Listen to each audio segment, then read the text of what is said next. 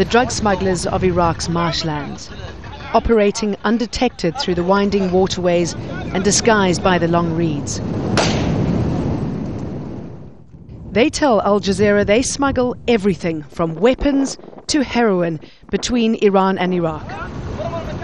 5 years ago, these marshes were dry, drained by Saddam Hussein in response to the Shia uprising in the area. Today, the waters are flowing again, bringing back with it the old marsh communities and opening up one of the biggest drug smuggling routes in the world. This possible route through Iraq is something which we've been hearing about for the last few years. There are two possible routes, one through the north of Iraq and one through Basra and the south. It is a potentially worrying development. 93% of the world's heroin is grown in Afghanistan, according to the UN.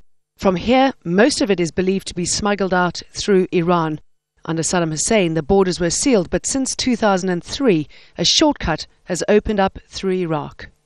And this is where the majority ends up, here in the Gulf. Since the beginning of the year, 70 tons of drugs were seized by US-led coalition forces.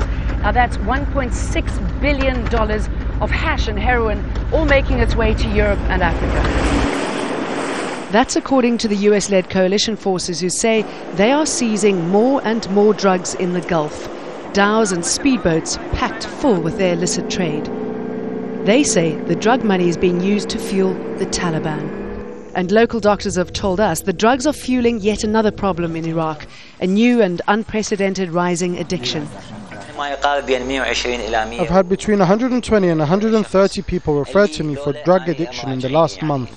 But there are many more unseen cases. Security, mayhem, absence of accountability and law, and above all, unemployment are all to blame. The UN says little has been done to combat the problem. It poses certainly a danger, and to the extent that the rule of law is restored in Iraq, the situation will get better. But to the extent that the rule of law remains compromised, it remains a danger.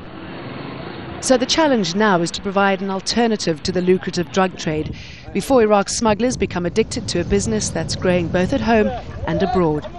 Jane Dutton, Al Jazeera, the Gulf.